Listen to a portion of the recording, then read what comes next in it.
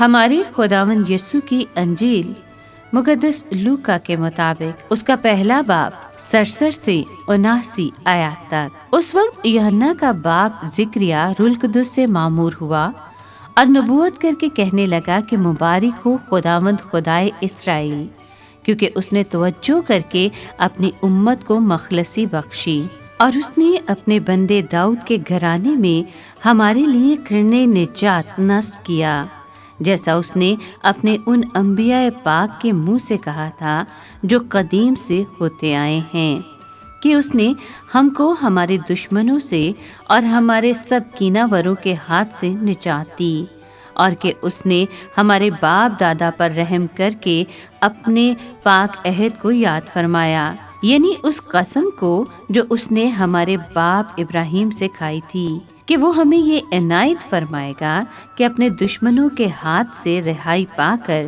ہم بے خوف اس کی خدمت کریں، اس کے حضور اپنے کل ایام پاکیزگی اور صداقت کے ساتھ گزاریں، اور تو اے بچے حق تعالیٰ کا نبی کہلائے گا، کیونکہ تو خداوند کے آگے آگے اس کی راہیں تیار کرتا جائے گا، تاکہ ان کے گناہوں کی معافی سے اس کی قوم کو نجات کی معرفت دلائے، ہمارے خدا کی اس عین رحمت کی وجہ سے جس کے ساتھ عالم بالا کی فجر ہم پر آئے گی، تاکہ ان کو روشنی بخشے جو تاریکی اور موت کے سائے میں بیٹھے ہیں، اور ہمارے قدموں کی سلامتی کی راہ میں ہدایت کرے۔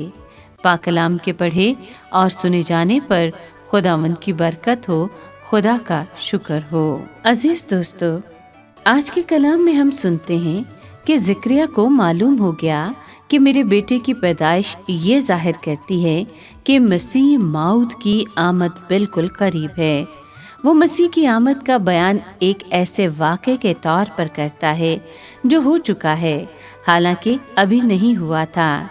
ایمان نے اس سے کہلوایا کہ خدا نے اپنی امت پر توجہ کر کے اسے چھڑا دیا، کیونکہ اس نے فدیہ دینے والے نجات دہندہ کو بھیجا۔ یہوہ نے داؤد کے شاہی گھرانے میں نجات کا سینگ نکالا۔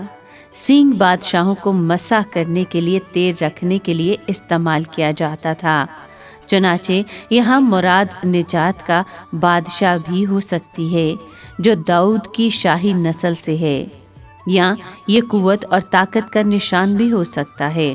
اس صورت میں مطلب ہے ایک طاقتور یا قادر منجی۔ مسیح کی آمد طلوع آفتاب کی مانند ہوگی۔ صدیوں سے یہ دنیا اندھیرے میں پڑی ہوئی تھی، اب ہمارے خدا کی عین رحمت سے صبح نمودار ہونے کو تھی۔ یہ صبح مسیح کی آمد سے ظاہر ہوگی۔ غیر قومیں جو تاریکی میں پڑی ہوئی تھیں، جو اندھیرے اور موت کے سائے میں بیٹھی ہوئی تھیں، اب ان پر نور چمکے گا۔ یہی نور بنی اسرائیل کے قدموں کو سلامتی کی راہ پر ڈالے گا۔